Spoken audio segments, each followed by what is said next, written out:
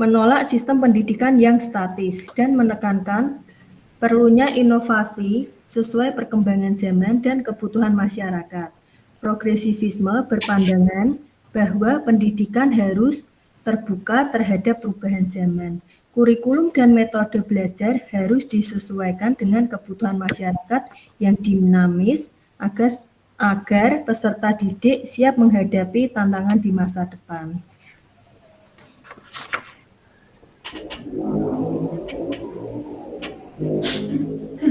Selanjutnya,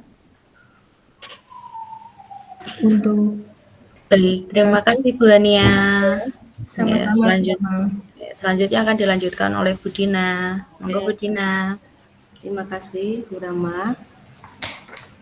Studi kasus implementasi progresivisme yang terjadi di sebuah SD di Semarang, yaitu di SD Negeri Budang 03 Semarang, merupakan salah satu sekolah dasar yang berupaya untuk menumbuhkan budaya peduli lingkungan melalui berbagai program kebersihan.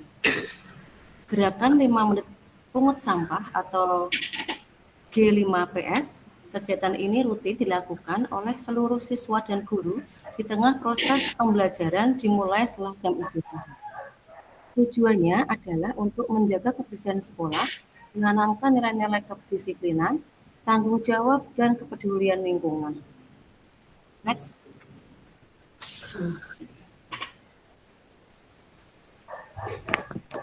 Ditinjau dari progresivisme, gerakan ini sangat selaras dengan filsafat progresivisme, khususnya prinsip learning by doing, pendekatan demokratis, serta pembelajaran berbasis pengalaman nyata yang menekankan keterlibatan aktif peserta didik dalam proses pembentukan karakter dan sikap sosial.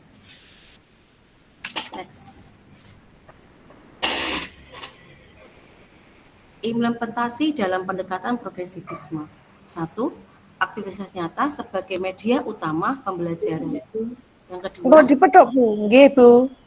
Pengalaman langsung yang membentuk sikap dan kebiasaan baik. 3. Lingkungan sekolah sebagai ruang sosial untuk belajar demokrasi dan bertanggung jawab. Kolaborasi dan interaksi siswa yang memperkaya pembelajaran. Selanjutnya, pembelajaran kontekstual yang relevan dengan kehidupan sehari-hari. Yang terakhir adalah refleksi yang mendalam. Kesimpulannya adalah filsafat progresivisme berperan penting dalam pembaharuan manajemen pendidikan. Yang kedua, pendidikan harus bersifat reflektif, demokratis, dan bermakna. Yang terakhir adalah implementasi progresivisme menuntut kesiapan guru, budaya organisasi yang inovatif, dan dukungan kebijakan pendidikan. Sekian Bu Rama, Bu Hani. Terima kasih. Baik, terima kasih Bu Dina dan Bu Hania telah mempresentasikan dari kelompok 3 tentang analisis landasan filosofis dalam tinjauan progresivisme, berikut implementasi dan konsekuensinya. Bapak Ibu, selanjutnya adalah sesi diskusi. Monggo Bapak Ibu yang mau sharing atau mau bertanya, kita membuka satu sesi dulu. Kita memilih 3 penanya. Satu sesi dari 3 penanya terlebih dahulu, nggih Bapak mohon izin. Nggih, monggo. Oke, siap. Yang pertama tunjuk tangan ada Pak Ananda Fian Saleh, Presiden. Monggo Pak Ananda. Baik Bu, matur nuwun Bu. Bu, ini kan tadi kan jenengan sudah membagikan makalah dari kelompok 5, dan ini kebetulan kan juga saya sempat baca terkait dengan analisis landasan filosofis dalam tinjauan progresivisme, implementasi dan konsekuensinya gitu. Itu ya Bu ya.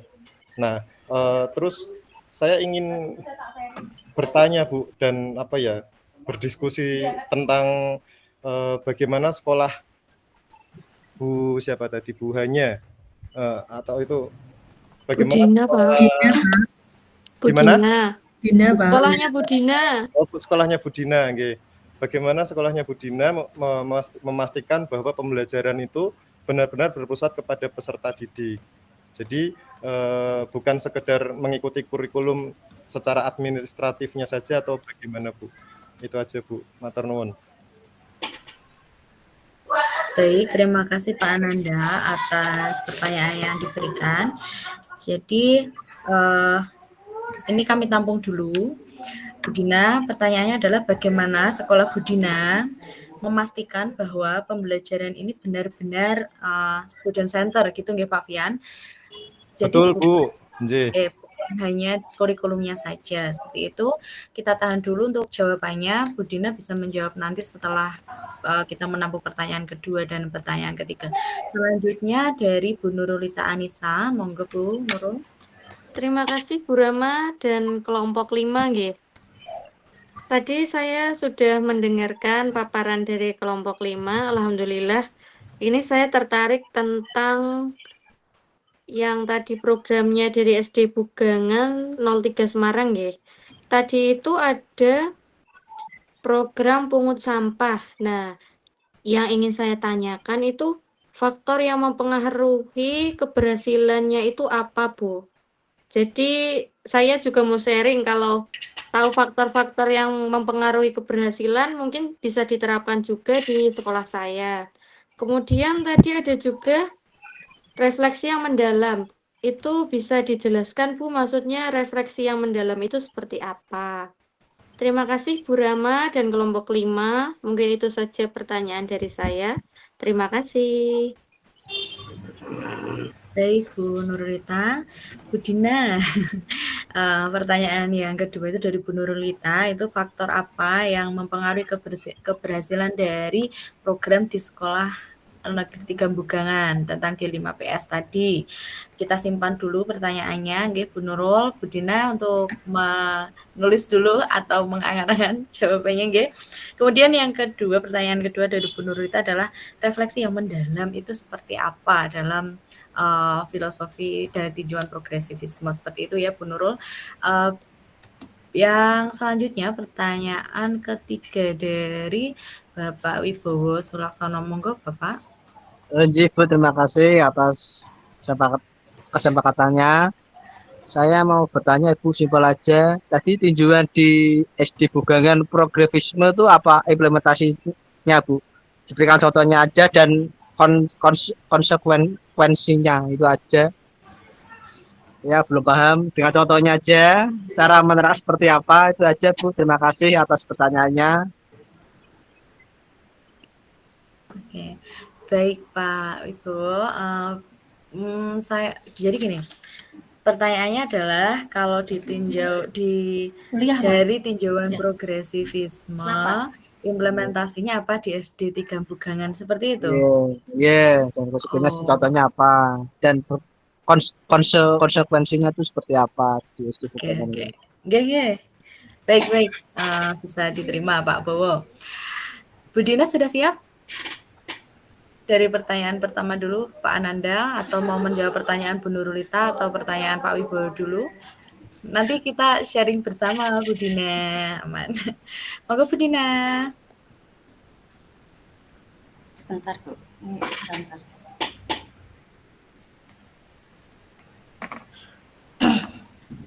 Terima kasih untuk pertanyaannya Pak Fian tadi, bagaimana SD saya memastikan pembelajaran itu berfokus pada siswa, bukan hanya kurikulum itu ya Bu ya, betul kan?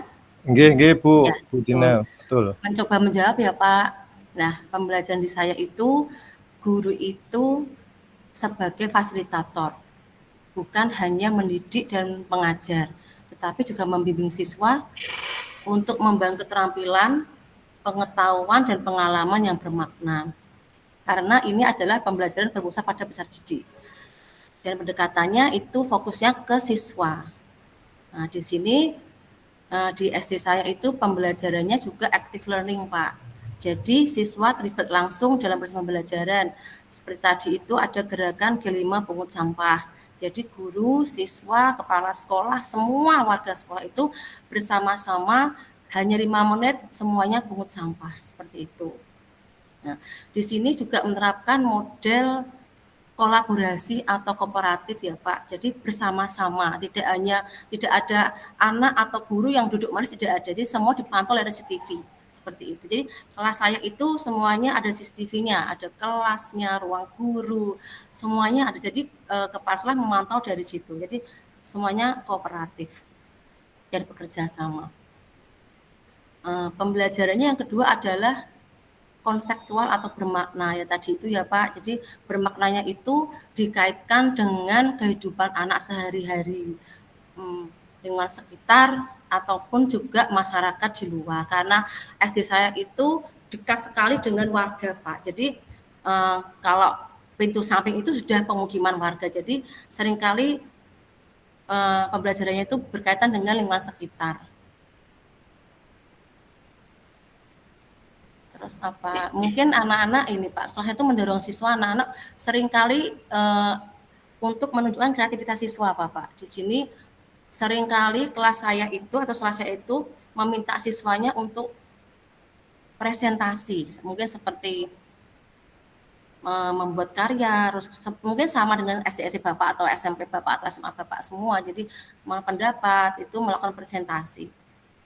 Terus ya ini yang terakhir tuh Pak, itu ada namanya gerakan pungut sampah tadi, yaitu yang berbasis kegiatan nyata. Jadi setiap hari dilakukan, tidak pernah hendak, itu dilakukan setelah anak-anak terdengar suara Indonesia Raya Pak. Itu setiap jam 10 anak-anak berdiri menyanyikan, setelah itu baru pungut sampah.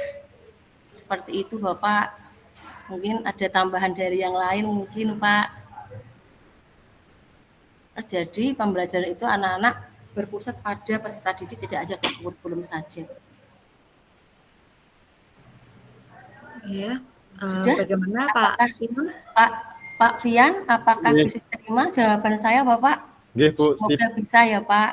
nggih, ini kan sama-sama sharing Bu. Betul Jenengan Pak. seperti itu di Ya. diri saya pun juga sama aja. Mungkin sama Tapi- ya Pak, cuman programnya beda seperti itu Bapak. Nggih, programnya saja yang berbeda. Ya Bu. betul. Tapi keren Bu, sekolahnya jenengan itu tiap-tiap kelasnya itu ada CCTV-nya. Betul Pak di sini. Jadi Berapa guru rombel Pak, itu Bu Dina? 24 rombel Bapak di saya itu. Jadi Oh. A, B, C, dan D. Jadi Iya, 4 rombel. itu kita itu guru itu tidak bisa leha-leha di kelas Pak. Ini kan dipantau sama kepala sekolah Pak itu. Jadi kadang-kadang Wah. kalau guru adu apa itu mesti saya tahu Pak, katanya karena di ruangnya itu tuh ada banyak monitor Pak di sana. Jadi nggak bisa tidur, nggak bisa apa gitu kita itu di sini. Jadi selalu standby ya apa Pak sampai di kelas. Kalau kita hilang, kita apa ketahuan Pak sama kepala sekolah seperti itu. Jadi semua ruangan itu penuh dengan mata-mata CCTV Pak. Itu benda mati loh Pak, itu belum benda hidup. Nggih Bu, ini sama saya kuliah juga dipantau kepala sekolah Bu. Betul Pak. Seperti itu Pak Fian. Mungkin Nggih, ada tambahan dari yang lain. sampun Bu, matur nuwun. Pak Pian sudah puas ya? Sudah puas. Sudah, aman. Terima kasih Bu Dina. Kemudian dari pertanyaan dari Bu Nurulita atau dari Pak Wibowo dulu yang mau dijawab. Yang kalau yang Bu Nurulita, itu faktor yang mempengaruhi keberhasilan programnya G5PS Bu Dina. Monggo Bu Dina. Ya, di faktor-faktor yang mempengaruhi keberhasilan gerakan G5PS itu saya mungkin yang pertama itu dari pemimpinnya dulu mungkin ya, Bu ya. Jadi kepala sekolah itu memegang peranan penting di sini. Awalnya kita melaksanakan komitmen bersama Ibu. Kita ada namanya tanda tangan itu di MM di besar tanda tangan. Siapa yang buang sampah di situ, kita nanti kena teguran di situ. Jadi komitmen kepala sekolah atau kepala sekolah memegang peranan yang penting di situ. Terus yang kedua mungkin ada partisipasi dari guru sendiri ya Pak ya. Jadi mungkin gurunya itu harus langsung terlibat di gerakan ini. Tidak hanya nyuruh tok itu buang sampah, itu kotor, tidak. Tapi guru pun tuh harus bersama-sama murid melakukan itu. Jadi komitmen guru seperti itu. Dan setiap hari harus memberi motivasi, tidak hanya di kelas, tetapi di rumah, di masyarakat seperti itu. Jadi guru pun juga harus memberi motivasi. Dan ini yang terakhir mungkin ya Pak, dari siswa sendiri ya Bu Nurul, dari Siswa itu harus sadar penuh dan disiplin diri, tidak membuang sampah sembarangan. Siswa berperan aktif, berperan aktif mungkin sadar diri, oh aku habis makan, aku tidak boleh buang sampah sembarangan seperti itu. Terus mungkin karena setiap hari sudah dilatih untuk seperti itu, jadi mungkin terbiasa untuk tidak buang sampah sembarangan. Yang terakhir mungkin ada kepala sekolah, guru, siswa, mungkin dari orang tua juga ya Bu ya. Jadi orang tua di rumah harus juga menanamkan pola hidup bersih, sehat di rumah. Di rumah pun orang tua juga harus mungkin harus tidak jenuh-jenuhnya negur anaknya seperti itu. Tidak buang sampah sembarangan, tidak mencoret-coret dinding seperti itu. Hal yang sepele pun kayak bungkus permen itu harus buang sampah di tempat sampah. Saya seperti itu Bu. Mungkin itu terus sarananya mungkin juga sama ya Bu. Jadi harus menyediakan sarana tempat sampah yang organik dan anorganik seperti itu. Mungkin seperti itu Bu Nurul jawaban saya. Ada yang menambah? Oke, sedikit tambahan Bu Nurul. Tadi kan ada tambahan yang refleksi yang mendalam itu seperti apa, gitu nggih Bu Nurul dari kasusnya Bu Dina. Jadi setelah dianalisis dari kasusnya Bu Dina, kita kan menarik kembali yang prinsip-prinsip utama progresivisme. Salah satunya itu kan adalah perkembangan individu secara holistik. Jadi kan tidak di siswa itu ketika ditinjau dari progresivisme itu kan tidak hanya mengejar prestasi akademik, tetapi juga pembentukan karakter dan empati sosial. Nah, ketika ditarik dari kasusnya Bu Dina itu kan ada refleksi dari penerapannya G5PS itu. Usai kegiatan, ini kan dituliskan bahwasanya usai kegiatan, guru mengajak siswa merefleksikan pengalaman mereka. Refleksi ini memperkuat pembelajaran berbasis pengalaman.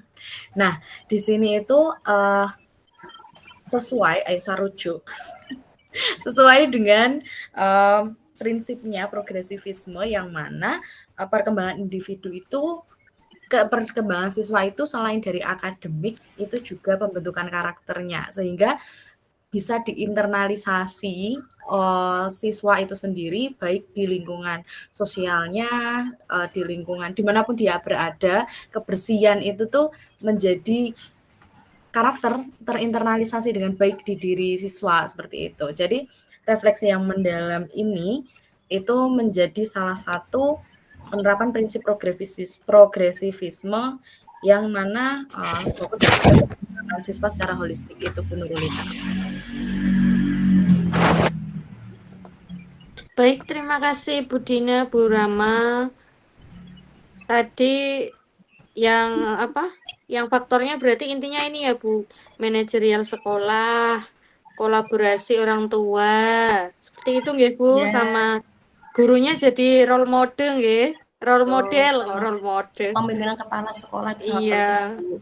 Gurunya juga ikut aktif. Baik, terima kasih kelompok 5. Ya, Silakan sama-sama, dilanjutkan. Yang terakhir dari Pak Wibowo tadi. Izin Bu Dina atau Bu Dina mau menjawab pertanyaan dari Pak Wibowo. Tadi pertanyaannya implementasi ya Bu ya? Ya, jadi implementasi dari pendekatan progresivisme di sekolah Bu Dina di Bugangan tadi.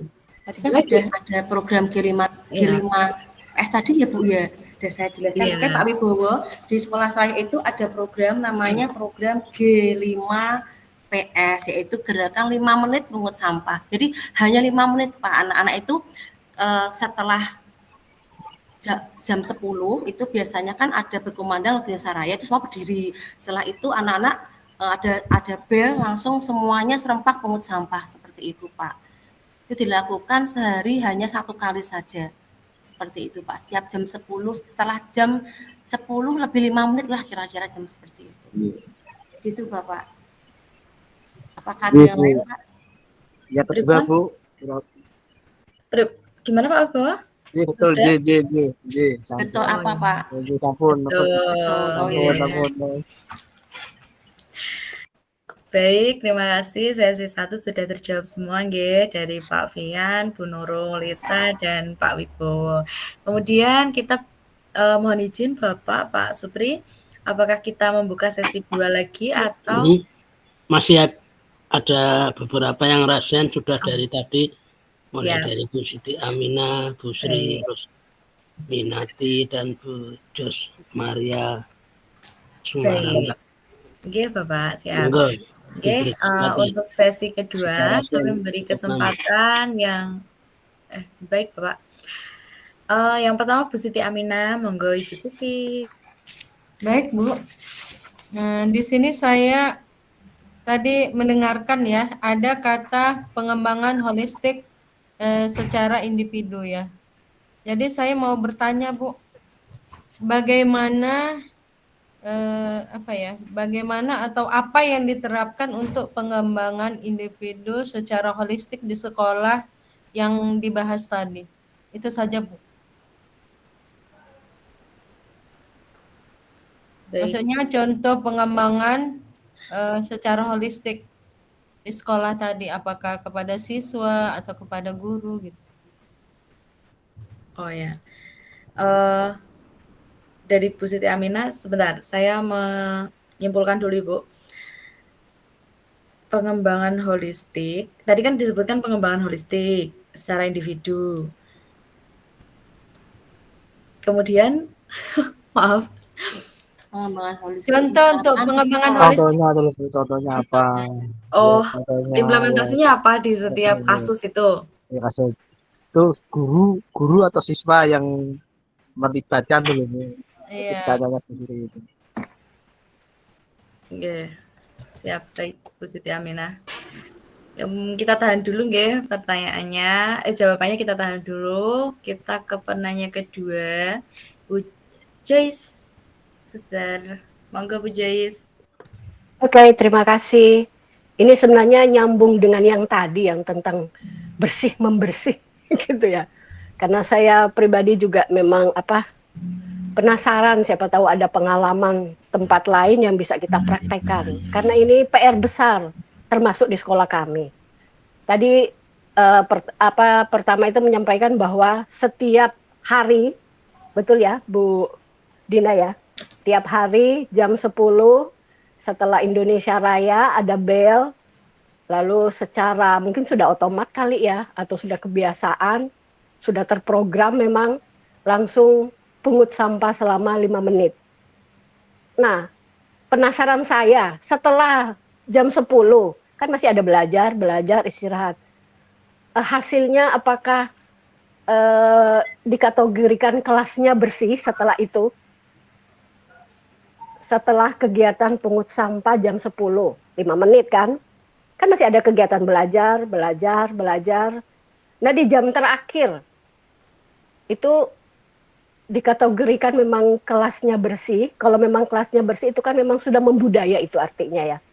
Karena namanya buang sampah itu budaya sebenarnya. Yang kita bawa harusnya memang dari rumah.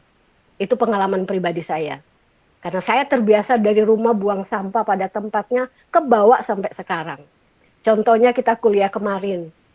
Saya agak risih kalau saya meninggalkan sampah di ruang kuliah. Itu karena sudah kebiasaan. Jadi saya cari tempat sampah di luar. Apakah anak-anak di tempat Bu Dina, karena sudah bertahun-tahun mungkin ini programnya, lalu sudah menjadi bagian dari kehidupan mereka kah? Jadi buang sampah pada tempatnya, itu yang pertama. Saya hanya ingin tahu hasil setelah jam 10-nya. Bisa ya Bu Dina ya? Lalu adakah program lain yang mendukung yang berhubungan dengan lingkungan? Selain itu kan aktivitas di kelas ya. Nah, kalau yang di lingkungan sekitar, halaman sekolah kah? Atau ruang-ruang yang lain kah? Adakah program yang lain lagi? Kira-kira itu PR terbesar kita Bapak Ibu Guru, bagaimana membudayakan bersih. Kami juga masih PR besar begitu. Terima kasih. Baik Bu Joyce, pertanyaannya kami tahan dulu jawabannya. Selanjutnya ada Bu Sri Resmeniati. Terima kasih Bu.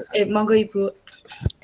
Terima kasih Bu Rama kesempatannya. Saya memberikan apresiasi yang setinggi-tingginya pada kelompok 5 dan saya banyak memetik pengalaman yang bagus yang sudah dipaparkan dari kelompok 5 ini Bu, karena bisa menyelenggarakan bersih tadi, kebersihan 5 menit tadi, gerakan 5 menit pungut sampah itu dilakukan setiap hari. Ini yang menarik bagi saya. Nah, hanya saja mohon digambarkan langkah-langkah bagaimana langkah-langkah program GPS G5PS ini dilaksanakan setiap hari di sekolah. Mengingat sekarang kalau kita turuti gerakan 7 anak Indonesia hebat saja itu sudah sangat padat. Tetapi di SD-nya Bu Dina ini masih bisa menyisipkan waktu G5PS ini. Terima kasih, itu saja ibu-ibu dari kelompok 5. Sekian dari saya. Baik, terima kasih Ibu. Kita menjawab dulu yang sesi kedua ini dari 3 penanya terlebih dahulu. Bu Sumartini. Oh, Sekalian, oke. Sekalian nggih Bu Sumartini, kemudian tidak ada yang bertanya lagi nggih? Monggo Bu Sumartini. Terima kasih Bu Rama. Ini menarik nggih, masalah sampah itu saya sendiri di sekolahan itu agak susah nggih mengingatkan anak-anak. Mungkin kalau di tempat Bu Dina kan tiap hari nggih ada kegiatan pungut sampah. Kalau di tempat saya biasanya memang tidak tiap hari, hanya saja pemberitahuan ke anak-anak itu terus dilakukan, tapi nggih agak sulit untuk mendisiplinkan anak buang ke tempat buang sampah itu agak susah banget. Dan gini, ini menarik, mungkin nanti bisa kami terapkan bahwa kalau tiap hari dijadwalkan mungkin akan terbiasa gitu. Kalau tempat saya memang belum, tapi ya masih susah gitu. Ini Bu Dina di tempat jenengan kan sudah ada itu nggih tiap hari untuk gerakan pungut sampah. Itu apakah hanya implementasinya hanya sekedar pungut sampah, ataukah mungkin punya atau ada program lanjutan nggih? Atau tentang pungut sampah itu ada lanjutannya enggak? Atau kita hanya sekedar pungut sampah gitu aja, kemudian mungkin selesai dibuang, dibedakan. Tadi kan ada pembedaan organik dan non organik gitu. Ngaten nggih, berarti untuk tindak lanjutnya ada program tindak lanjutnya mboten gitu. Terima kasih Bu Rama. Baik Bu Sumartini. Ada 4 pertanyaan, semuanya mau ke studi kasus semua Bu Dina. Nanti kita sharing Bu Dina, saling menambahi. Monggo Bu Dina, ada pertanyaan dari Bu Siti Aminah yang tadi kan ada prinsipnya, salah satu prinsip progresivisme itu kan pengembangan holistik siswa. Nah, itu implementasinya dalam G5PS ini yang mana gitu. Kemudian dari Bu Joyce, hasil setelahnya dari G5PS ini seperti apa? Itu Bu Dina mau menjawab yang mana dulu, monggo. Nanti kita saling menambahi. Terima kasih Bu Rama. Tadi ada pertanyaan contoh pengembangan holistik di SD Negeri Bunga 3 Semarang selain G5S ya Bu ya, gitu nggih. Yaitu sama mungkin Bu seperti panjenengan ada juga yang saya itu namanya 5 salam tegur sapa itu loh Bu, namanya apa itu ya, saya kok lupa ya. Siap pagi itu loh Bu, itu kan ada semua mungkin ya, itu seperti itu. Terus literasi ada juga, terus di saya itu ada juga program yang namanya bimbingan konseling Bu. Jadi kita itu punya namanya guru BP. Kalau di SMP SMA mungkin BP ya, BK ya Bu, saya itu juga ada seperti itu Bu. Jadi setiap Jumat ada senam bersama, juga ada pengembangan ekstrakurikuler. Mungkin seperti itu aja Bu program-program di SD saya itu selain G5S. Ya Bu, baik Bu. Itu yang contoh pengembangan holistiknya seperti itu konkretnya di SD saya Bu. Mungkin sama seperti panjenengan Ibu. Kayak ada salam teguh sapa itu sama di depan setiap pagi itu kan mungkin sama semua gitu. Bu, itu bimbingan konseling seperti apa ya, Bu?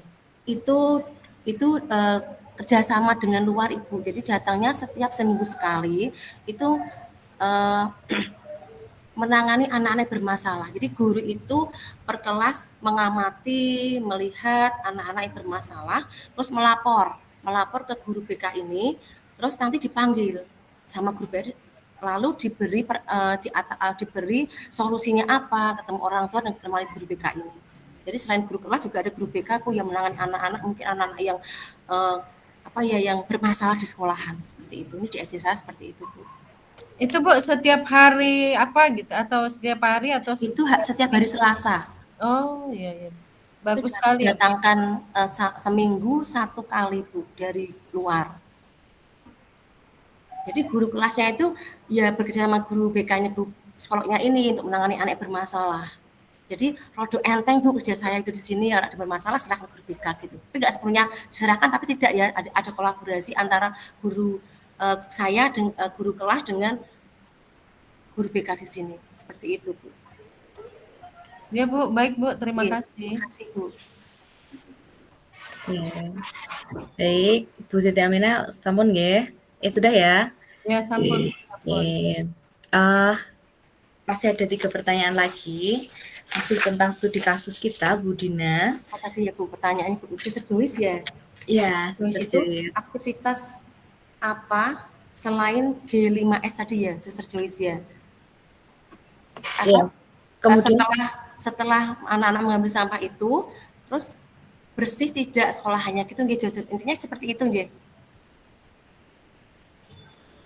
Iya, Bu Dina. Suster, namanya Bu. anak-anak itu kan ya namanya juga anak-anak SD ya, Suster ya. Jadi ya seperti itu, kadang sudah disuruh tapi ada saja. Tapi punya SD saya itu setiap pukul 10 lebih 5 menit serempak. Nah, terus anak-anak kembali ke kelas. Setelah itu guru-guru merefleksikan diri. Misalkan nggak pertanyaan, tadi apa yang kamu ambil? Kamu ambil apa, mau tahu di mana? Seperti itu, Bu. Terus bagaimana setelah kamu ambil itu bersih tidak tempatnya? Seperti itu. Jadi dipisahkan antara yang organik dan yang anorganik. Tapi kemungkinan menurut saya atau Bu, setelah itu ya namanya anak SD pasti lingkungannya, tapi nggak separah yang awal-awal, mungkin sedikit berkurang. Tetap mesti ada sampah yang berserakan, seperti itu. Tapi itu nanti biasanya ada tenaga kebersihannya yang membersihkan setelah anak-anak pulang sekolah. Tapi yang jelas anak-anak sudah terlatih Bu, biarpun itu sehari 5 menit, tapi sudah mempunyai kebiasaan atau kebiasaan diri untuk membuat buang sampah sembarangan. Kalau kamu buang sampah sembarangan jadi kotor, nanti kamu berat juga ngambil sampah satu persatu di sekolah ini. Seperti itu, Suster Joyce. Terus program berikutnya itu ada namanya apa itu? Timbang apa Bu itu loh. Jadi guru-guru itu kalau ada barang-barang yang nggak pakai di kelas itu bersama anak dipilihi terus diserahkan ke gudang. Jadi di sana itu ada guru yang bertugas untuk menampung Bu, dan memilah-milah ini kertas ini gitu, seperti itu. Terus nanti setiap berapa bulan sekali didatangkan dari luar Bu untuk mengambil yang nggak kepakai ini, sampah-sampah ini. Seperti itu program di SD saya Bu. Terus ada namanya urban farming Bu, di saya itu kemarin itu juara 1 di Kota Semarang. Itu juga ada namanya pilah sampah juga. Mungkin seperti itu Bu program-program di SD saya Bu Joyce, selain G5PS. Oke, terima kasih. Sama-sama Suster Joyce. Sebenarnya itu tadi jawaban dari Bu Dina juga menyambung dari pertanyaan Bu Sumartini ya. Sudah terjawab ya Bu. Jadi sekaligus menjawab pertanyaan Suster Joyce juga menjawab pertanyaan dari Bu Sumartini ya. Oke. Kemudian yang sedikit lagi tadi juga sebenarnya bisa menjawab pertanyaan dari Bu Sri Resminiati juga Bu Dina, tinggal ditambahi aja gitu. Kan masih ada program 7 anak Indonesia program 7 anak Indonesia hebat atau apa itu ya yang Tujuh kebiasaan anak Indonesia Oh hebat. ya, 7 kebiasaan anak Indonesia hebat, terus pasti ditambahi G5PS ini gitu. Kok bisa? Kok bisa? Apakah masih bisa dilaksanakan gitu, Bu Dina, tiap hari soalnya? Itu yang pertanyaannya Bu Resmi ya, Bu? Ya, langkah-langkah Oh, programnya pertanyaannya Bu Resmi sampai tadi bisa. langkah-langkah apa? Langkah-langkahnya Bagaimana bagaimana? langkah-langkah program G5PS itu, Bu? Dilaksanakan setiap hari. Yang Oh, dilaksanakan setiap hari. tadi sudah ya Bu, kayaknya sudah poin-poinnya sudah saya bicarakan tadi. Yang pertama kan dilaksanakan setiap pukul 10.05 menit. Itu setelah berkumandang lagu Indonesia Raya. Bel berbunyi sebagai tanda dimulainya gerakan. Itu serempak semuanya. Ya, seluruh siswa, guru, tenaga pendidikan berada di luar kelas, memungut sampah selama 5 menit di area kelas, halaman sekolah, lorong, ataupun titik-titik rawan yang seringkali ada sampah seperti kantin, seperti itu. Terus setiap kelas juga bertanggung jawab atas area sampah mereka, area kelas mereka. Sampah dikumpulkan, terus dipilih-pilih, dimasukkan dalam sampah organik dan sampah anorganik. Setelah itu, guru di kelas merefleksikan singkat mengenai pentingnya kebiasaan dan perilaku bertanggung jawab, yaitu tidak membuang sampah sembarangan. Tadi sudah disebutkan contohnya apa tadi? Apa yang kamu ambil? Kamu tadi ngambilnya di mana? Seperti itu aja, Bu. Itu Bu Resmi. Terima kasih, Bu Dina, karena memang sekolahnya besar, saya membayangkan betapa uyuk-uyuknya anak-anak nih, tapi Di masih sini bisa menyempatkan. ada 4 tenaga kebersihan, Bu. Oh, nggih, nggih. Untuk ditambahkan setelah itu MBG-nya dinikmati jam berapa, Bu? Kebetulan Bu Resmi di sini tuh belum mendapatkan MBG. Ini sudah ditunggu-tunggu sama guru-guru kapan gitu kan.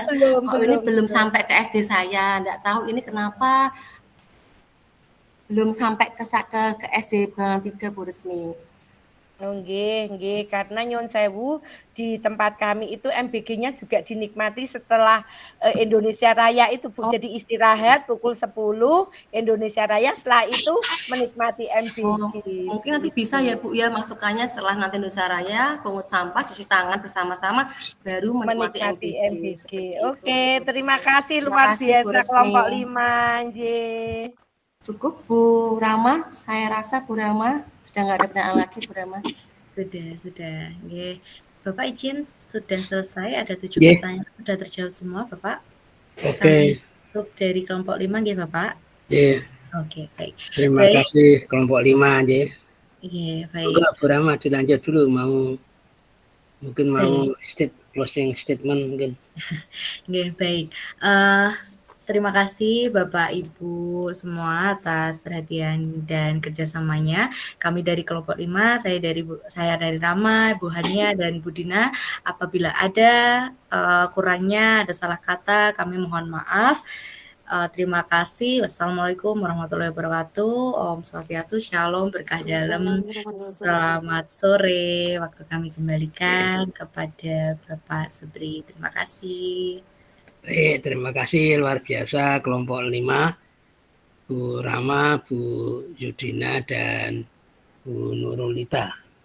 Betul ya? Bu Hania, Pak. Bu Hania. Saya kelompok awal, Pak. Bu Hania, Bu Rama, dan Bu Yudina. Oke, terima kasih. Sedikit saja saya menggarisbawahi apa yang sudah didiskusikan itu nanti dikuatkan lagi landasan filosofisnya. Artinya progresivisme itu landasan filosofinya apa? Apakah berangkat dari filsafatnya John Dewey misalnya tentang pragmatisme dan pengalaman atau empirisme? Lalu asumsi dasarnya apa? Apakah berangkat dari asumsi dasar bahwa setiap individu, siswa itu memiliki potensial dan kreativitas. Sehingga kita bisa menerapkan progresivisme ini. Jadi apakah berangkat dari asumsi dasar bahwa tiap-tiap individu siswa itu memiliki potensi tertentu dan juga memiliki kreativitas atau apa. Jadi maksudnya progresisme itu kan landasannya adalah kemajuan.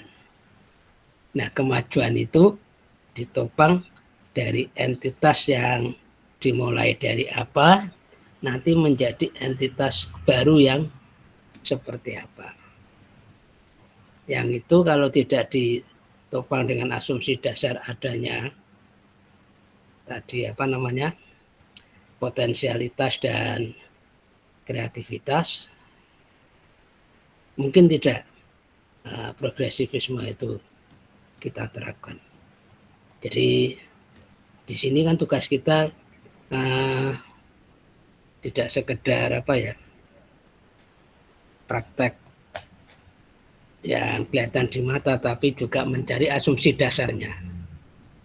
Jadi kenapa progresivisme itu perlu? Asumsi dasarnya apa? Mungkin tidak masing-masing siswa itu memiliki potensi dan kreativitas. Nah, kemudian pertanyaan konsekuensi negasinya, seandainya ada siswa yang tertinggal, artinya tidak bisa mengikuti progresismenya itu, tidak bisa mengikuti kemajuan seperti yang lain, lalu konsekuensinya diapakan? Nah, siswa atau secara manajerial progresif, anak itu tetap ditinggal atau bagaimana? Menurut progresivisme, gitu ya. Maka harus diselidiki apakah anak yang dalam tanda petik tertinggal tidak bisa menunjukkan progresif atau kemajuan, apakah memang potensinya sangat kecil, lemah, lalu kreativitasnya juga kecil, lalu bagaimana sebaiknya diapakan? Ini konsekuensi logisnya. Oke, bisa ditangkap maknanya aja apa yang saya sampaikan di progresivisme. Itu nafas dasarnya adalah kemajuan. Maju, jadi harus maju dan maju, tidak boleh mandek. Nah, tadi kalau ada yang ketinggal atau mandek diapakan? Apa kalau dulu ada tinggal kelas, tidak naik. Nah, sekarang masih ada atau enggak? Ya. Sekarang naik kelas semua, Pak, sepertinya. Nah, itu. Naik semua. Berarti tidak ada yang tinggal kelas. Memenuhi prinsip progresivisme ya. Karena semuanya maju. Nah, pertanyaannya maju sungguhan atau ya ini yang jadi persoalan. Semoga sungguhan, Pak. Ya, kalau zaman saya dulu kan memang ada sistem tinggal kelas, tidak lulus. Apalagi waktu ada UN itu ujian nasional itu saya kira jadi momok. Nah, itulah nanti di simpulannya ditambahkan tentang landasan filosofinya progresivisme, kemudian apa tadi yang harus ada pada siswa itu apa? Potensi, kreativitas, kemudian konsekuensi logis yang tidak bisa mengikuti seperti apa. Begitu kelompok 5. Halo? Nggih, Pak. Yeah. Nah, mudah-mudahan menambahi apa yang saya sampaikan. Bu Hania, Bu Yudina, dan Bu Rama. Bu Rama, Pak. Bu Rama sudah mundur. Izin pulang tadi, Pak. Soalnya kantornya ada sepi. Oh, ini masih. Khadijah. Baru persiapan Bapak. Oke, selamat, hati-hati. Baik, kita untuk kelompok 5 cukup ya Cukup, tentang Pak. progresivisme Cukup, Pak. itu. Nah, kalau kelompok 5 yang mengusung tema progresivisme cukup, maka silakan dilanjut kelompok 6.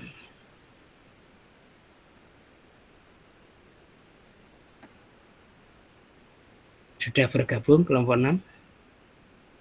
Sudah Nggih, Bapak. sampun. Oke, terima kasih. Nggih. Ya, Assalamualaikum warahmatullahi wabarakatuh. Waalaikumsalam Selamat sore. warahmatullahi Nggih, wabarakatuh. selamat sore Bapak Ibu dan pada Bapak Supriyono yang kami hormati. Saya izin share screen sebentar.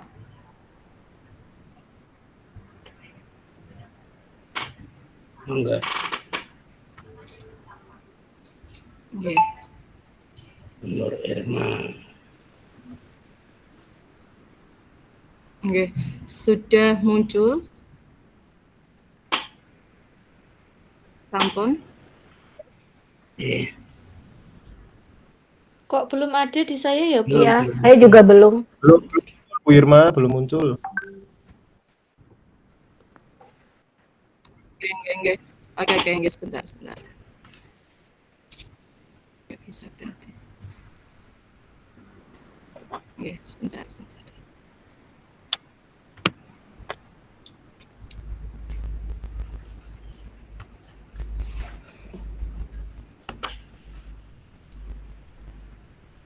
Nggak bisa, Cah.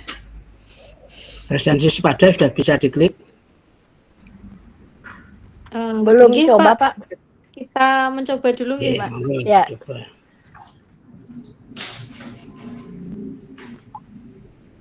Sebentar ya, mohon maaf, ini laptop saya kok nggak bisa.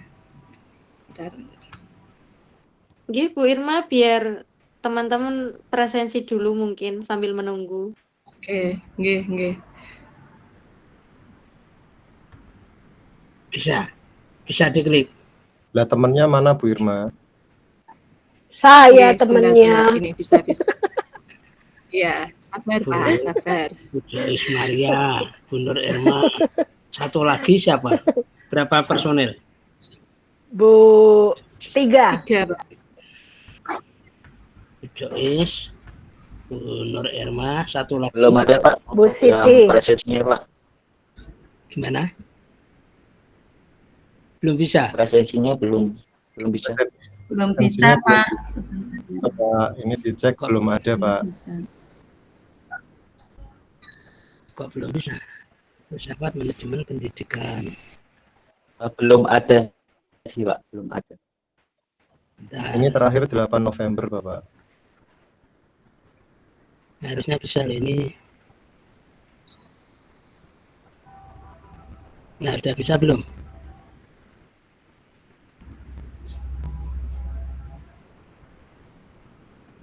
Belum bisa Bapak. Belum bisa, Mungkin Bapak. masih tetap Bapak. Atau Mungkin sinyalnya masih bisa. bisa. Harusnya bisa loh. Hah? Karamel. Manis. Sudah bisa, Bu Irma. Sekarang juga belum. Sudah Belum bisa terlihat juga. kok. 6. Nggih.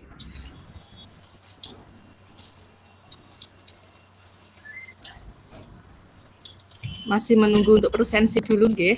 Belum bisa. Atau Belum bisa, Bapak. Kok aneh Belum ya? bisa, Pak. Ya? Belum bisa.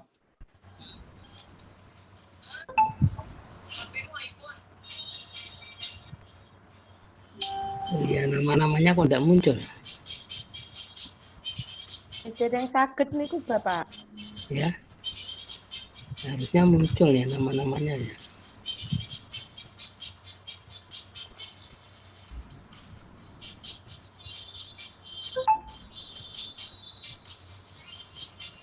Tuh, tidak ada satupun nih. Kok hilang?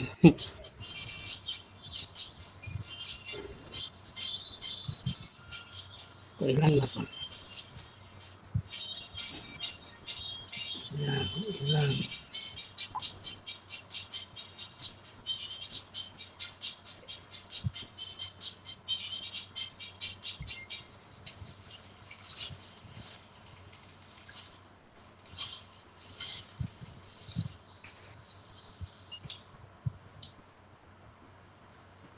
Gawinnya sekopo karena Gula. Ya.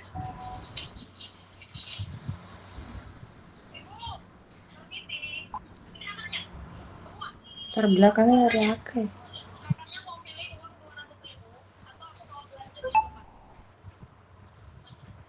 Ini nggak bisa hilang ininya.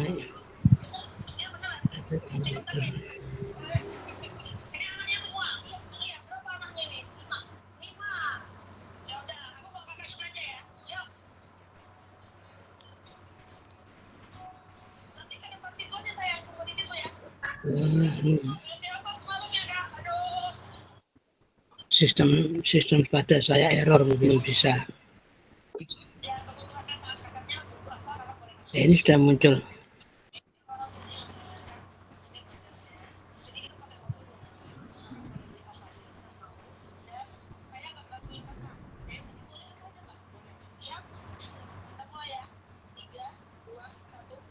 Enggak, Bu. Nggih, saya mulai nggih, Pak. Bu Siti Aminah sudah hadir. Sudah, Pak. Iya tadi. Alhamdulillah yang tadi komen ya. Iya, Pak. Oke, silakan. Dari kelompok kami akan mempresentasikan tentang landasan filosofis, eksplorasi landasan filosofis manajemen pendidikan, tinjauan secara esensialisme, serta konsekuensi implementasinya. Kami dari kelompok 6, terdiri dari Ibu Siti Aminah, dan saya sendiri, Nur Irma Fitriani, serta Ibu Joyce Maria Sumaranda. Untuk penjelasannya, monggo Ibu Joyce bisa dimulai.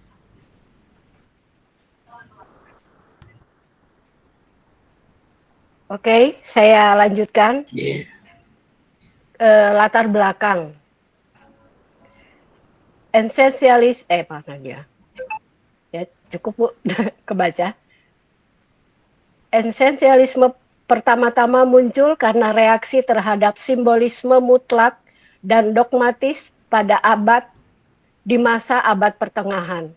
Maka disusunlah konsep yang sistematis dan menyeluruh mengenai manusia dan alam semesta yang memenuhi tuntutan zaman. Realisme modern menjadi salah satu eksponen yang esensialisme. Titik berat tinjauannya adalah mengenai alam dan dunia fisik. Sedangkan idealisme modern sebagai eksponen yang lain, pandangannya bersifat spiritual. Selanjutnya, rumusan masalah. Yang pertama, bagaimana landasan filosofi esensialisme mempengaruhi arah dan praktek manajemen pendidikan di sekolah. Kedua, bagaimana bentuk implementasi prinsip-prinsip esensialisme dalam pengelolaan pendidikan di SMA Negeri 1 Rembang. Dan ketiga, apa saja konsekuensi dan implikasi penerapan pandangan esensialisme bagi kepala sekolah, guru, dan tenaga kependidikan dan budaya organisasi di SMA Negeri 1 Rembang. Dan keempat, bagaimana upaya manajemen sekolah dalam menyeimbangkan antara nilai-nilai esensialisme klasik dengan tuntutan pendidikan modern berbasis teknologi dan inovasi. Next. Tujuannya, 1. Untuk menganalisis hubungan antara filsafat esensialisme dan landasan manajemen pendidikan, terutama dalam pembentukan arah kebijakan, dan praktek pengelolaan lembaga pendidikan. Tujuan kedua, untuk mengidentifikasi dan mendeskripsikan implementasi prinsip-prinsip esensialisme dalam manajemen pendidikan di SMA Negeri 1 Rembang. Dan ketiga, untuk menelaah konsekuensi implementasi nilai-nilai esensialisme bagi kepala sekolah, guru, dan tenaga kependidikan dan budaya organisasi sekolah. Next.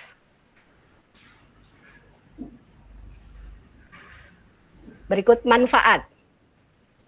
Manfaat teoritis diharapkan dapat memberikan kontribusi dalam pengembangan kajian filsafat pendidikan, khususnya mengenai posisi dan relevansi aliran esensialisme terhadap praktek manajemen pendidikan. Manfaat kedua, pihak manajemen sekolah sebagai bahan refleksi dan acuan dalam menerapkan prinsip-prinsip manajemen pendidikan yang berlandaskan nilai-nilai dasar esensialisme seperti disiplin, tanggung jawab, dan ketertiban. Manfaat ketiga, untuk guru dan tenaga pendidik adalah untuk memperkuat peran mereka sebagai figur sentral dalam membimbing, menanamkan nilai, dan menjaga standar akademik yang berkualitas. Manfaat keempat, untuk para pemerhati dan praktisi pendidikan sebagai masukan dalam merumuskan kebijakan pendidikan yang mampu menggabungkan nilai-nilai klasik dengan inovasi modern tanpa kehilangan orientasi moral dan intelektual. Next.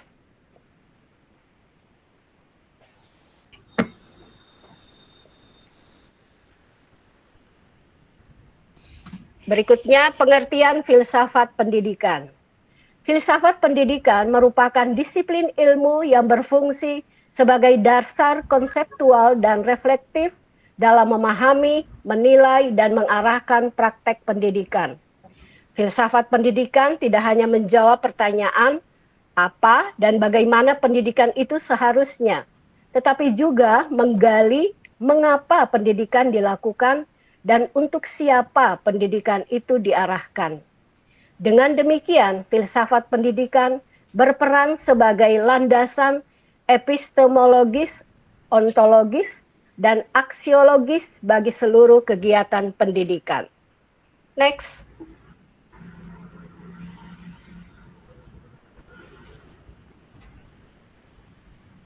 Landasan filosofis manajemen pendidikan. Menurut Suryo Subroto, setiap bentuk manajemen pendidikan yang baik harus berpijak pada 3 dimensi filosofi utama. Dimensi pertama, ontologis, memahami hakikat manusia sebagai subjek pendidikan. Kedua, dimensi epistemologis, menentukan bagaimana pengetahuan diperoleh dan dikelola dalam sistem pendidikan. Dan ketiga, dimensi aksiologis, menjelaskan nilai-nilai moral yang menjadi pedoman dalam pengelolaan pendidikan. Next.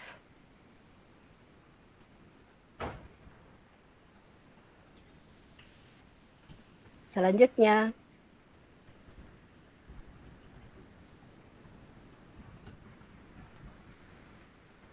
Benar. Nah, selanjutnya landasan filosofis. Sudah ganti. Landasan filosofis manajemen pendidikan. Dalam konteks SMA Negeri 1 Rembang, penerapan landasan filosof manajemen pendidikan tampak dalam kebijakan sekolah yang menekankan keseimbangan antara kedisiplinan, prestasi, akademik, dan pembinaan karakter siswa. Kepala sekolah memegang peran sentral dalam menerjemahkan nilai-nilai filosofis ke dalam praktek manajerial seperti melalui kebijakan pembelajaran berbasis karakter, pelatihan guru yang menekankan pada nilai-nilai moral, serta sistem evaluasi yang mempertimbangkan aspek etika dan tanggung jawab sosial. Saya kembalikan ke Bu Nirma. Oke, terima kasih Bu Jais. Untuk berikutnya, monggo Bu Siti bisa dilanjutkan. Bisa, Bu.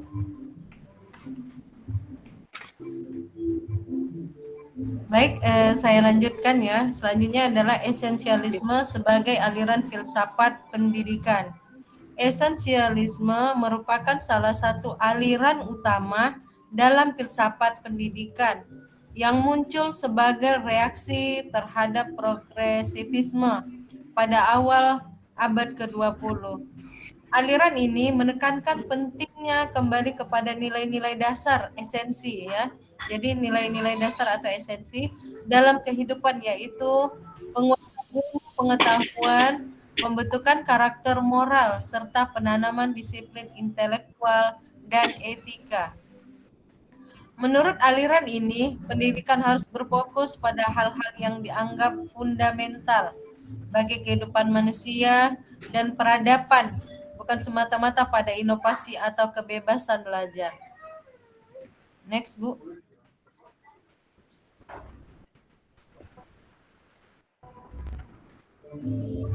Hakikat dan prinsip dasar esensialisme.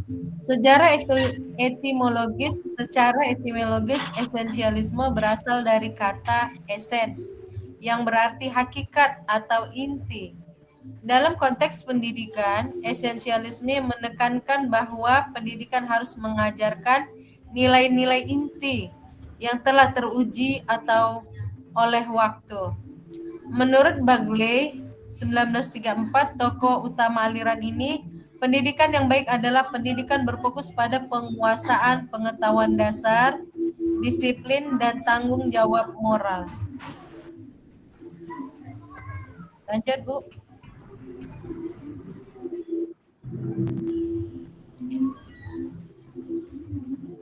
Nah, selanjutnya adalah prinsip ya. Jadi di sini esensialisme itu ada prinsip utama ya. Yang A adalah pendidikan bertujuan mengembangkan kemampuan intelektual dasar. Yang kedua, guru berperan sentral sebagai sumber ilmu dan pembimbing moral.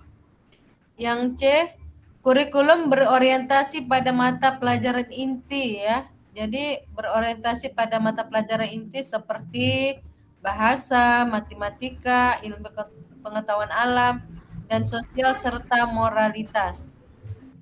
Yang keempat, disiplin dan kerja keras dianggap sebagai syarat utama keberhasilan pendidikan.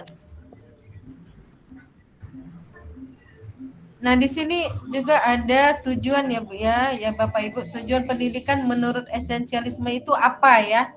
Jadi menurut mereka esensialisme adalah menurut pandangan sosialis, tujuan utama pendidikan adalah membentuk manusia berpengetahuan, berkarakter, dan mampu berpikir rasional. Yang kedua, di Indonesia, prinsip ini tercermin dalam visi pendidikan nasional yang menekankan pembentukan insan yang beriman dan berakhlak sebagaimana tertuang dalam Undang-Undang Nomor 20 Tahun 2003 tentang Sistem Pendidikan Nasional. Lanjut, Bu. Implementasi esensialisme di SMA 1 Rembang. Di SMA 1 Rembang misalnya implementasi esensialisme dalam penekanan pada kedisiplinan tata tertib sekolah serta pengamalan kompetensi dasar siswa. Kegiatan pembelajaran diarahkan untuk menguatkan nilai-nilai dasar seperti tanggung jawab, kejujuran, dan etos kerjanya. Kepala sekolah berperan sebagai pemimpin moral yang menanamkan nilai-nilai tersebut dalam seluruh aspek kebijakan program sekolah.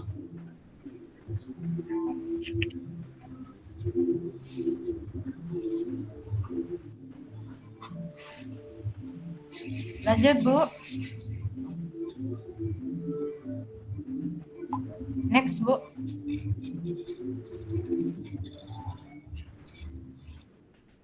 Sudah? Belum muncul ya? Udah. Okay. Tinjauan esensialisme dalam manajemen pendidikan. Yang pertama adalah makna esensi dalam filsafat pendidikan. Makna esensi dalam filsafat pendidikan terletak pada pandangan bahwa pendidikan harus berpusat pada pengajaran nilai dasar, ilmu pengetahuan yang esensial, serta pembentukan karakter moral yang kuat. Esensialisme menekankan pentingnya kembali kepada hal pokok, mendasar, yang menjadi pondasi bagi kehidupan manusia dan berkelanjutan dalam peradaban. William C. Bagley menegaskan bahwa pendidikan berfungsi untuk mentransmisikan, mewariskan budaya dan pengetahuan dasar yang dianggap penting bagi generasi penerus. Oleh karena itu, guru berperan sebagai pembimbing dan sumber otoritatif.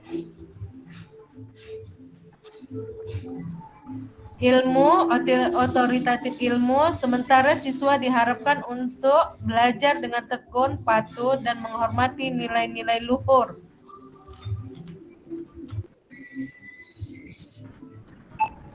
Lanjut, Ibu. Nah, selanjutnya adalah nilai-nilai utama ya, nilai-nilai utama dalam esensialisme. Yang A, disiplin menjadi dasar keteraturan dalam kegiatan belajar dan pengelolaan sekolah. Yang B, tanggung jawab mencerminkan kesadaran terhadap tugas dan kewajiban dalam mencapai tujuan pendidikan. Yang C, yang ketiga, rasionalitas menuntut setiap kebijakan pendidikan didasarkan pada pemikiran logis dan kritis. Yang keempat, moralitas pendidikan tidak hanya mentransfer ilmu, tetapi juga menanamkan nilai-nilai etika dan kejujuran. Yang kelima, ketertiban dan keteraturan memastikan proses manajerial dan pembelajaran berjalan secara terstruktur dan efisien.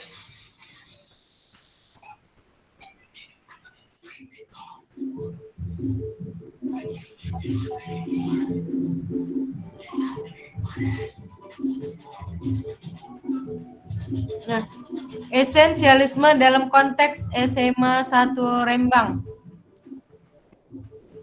Penerapan nilai-nilai esensialisme dalam di sekolah SMA 1 Rembang tercermin dalam berbagai aspek pengelolaan pendidikan yang berorientasi pada pembentukan karakter, kedisiplinan, dan penguasaan dasar.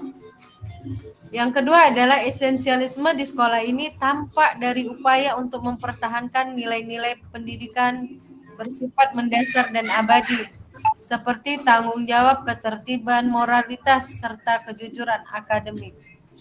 Yang ketiga, selain itu sekolah ini juga menanamkan nilai moral dan karakter moral melalui kegiatan keagamaan, upacara, serta program pembinaan siswa.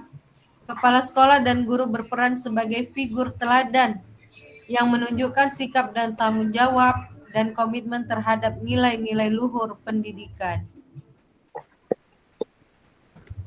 Lanjut, Bu.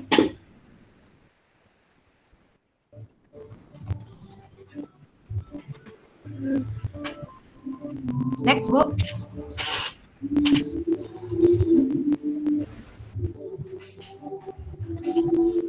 Lanjut, ada konsekuensi bagi kepala sekolah dalam implementasi. Oke. Ya, Ibu ya. Bu. Lanjut, Bu Irma. Terima kasih, Bu. Saya lanjutkan.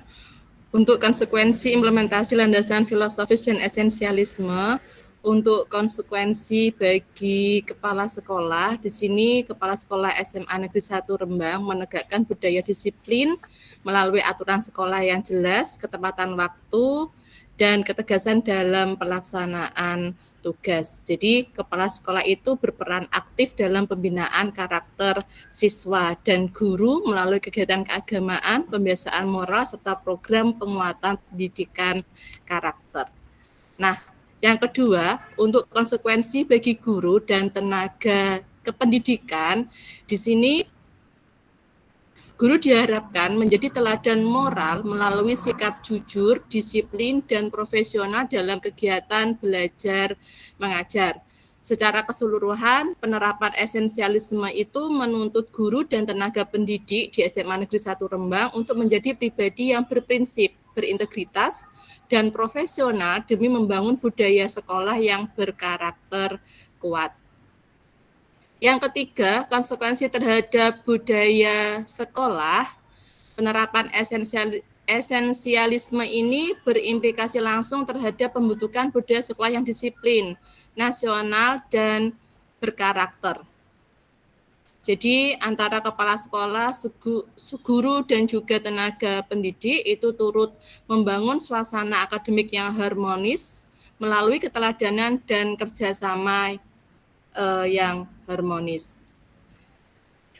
Lalu implementasi landasan filosofis dalam manajemen pendidikan.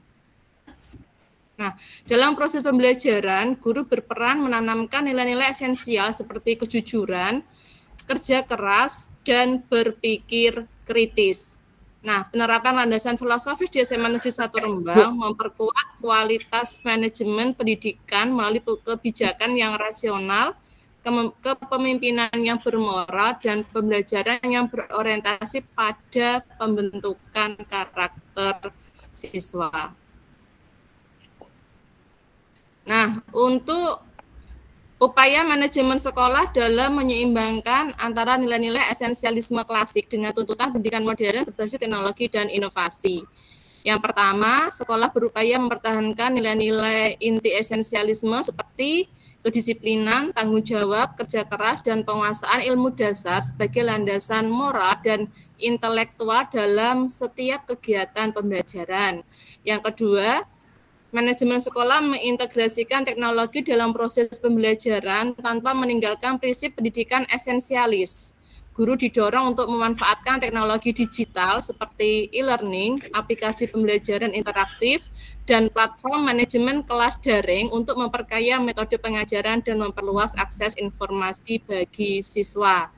Yang ketiga, sekolah mengembangkan kurikulum yang seimbang antara konten akademik inti dan keterampilan abad ke-21 seperti berpikir kritis, kreatif, kolaborasi, dan literasi digital.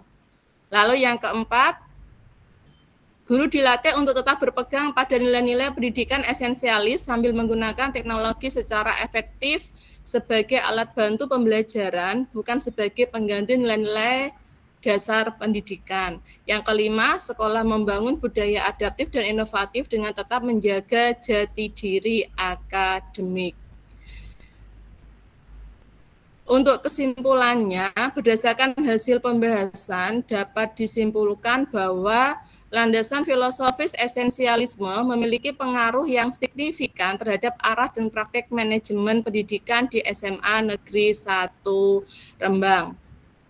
Implementasi prinsip-prinsip esensialisme di SMA 1 Rembang tampak melalui perencanaan kurikulum yang berfokus pada mata pelajaran inti, penerapan pembelajaran yang mendalam, serta pembentukan karakter disiplin dan tanggung jawab siswa. Dalam praktik manajemen, sekolah berupaya menjaga keseimbangan antara idealisme pendidikan klasik dan kebutuhan akan pembelajaran modern yang berbasis teknologi dan inovasi. Sekian untuk makalah dari kelompok kami.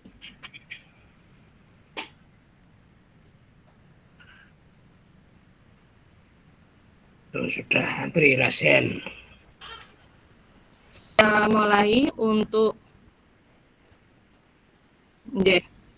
sudah banyak ya Pak ya. Untuk termin yang pertama, siapa ya? Kok nggak muncul di saya? Bu Joi siapa ya Bu? Ini nggak muncul di saya Bu. Yang resign pertama siapa? Pak Eko Bu. Pak Eko. Pak Eko. Oke, silahkan Pak Eko. Terima kasih Bu Irma dan teman-teman kelompok berapa ini kelompok 6 nggih. 6. Assalamualaikum warahmatullahi wabarakatuh. Waalaikumsalam. Waalaikumsalam. Yang saya hormati Pak Supriyanto serta rekan-rekan semua mahasiswa yang berbahagia. Terima kasih atas waktu yang diberikan kepada saya untuk menyampaikan, ya mungkin ini nggak tahu pertanyaan atau sekitar pendapat atau apa ya, nanti mohon untuk ditanggapi dari kelompok ini. Tadi ketika kita bicara tema yang sudah disampaikan oleh kelompok ini ya, sangat luar biasa, ya materinya sangat lengkap sekali, ya. Terus kemudian kalau memang tadi yang sudah dipaparkan oleh kelompok ini dilaksanakan, ya ini kalau dalam teori teori pendidikan sangat utopis sekali ya, bagus sekali, sangat ideal sekali. Dan capaian generasi 2045 ya, Indonesia Emas 2045 saya yakin akan bisa dicapai kalau tadi apa yang dipaparkan oleh kelompok ini benar-benar bisa terjadi dan bisa dilaksanakan. Tapi saat ini fenomena-fenomena yang ada saat ini, kalau kita bisa saat ini kalau kita amati di medsos,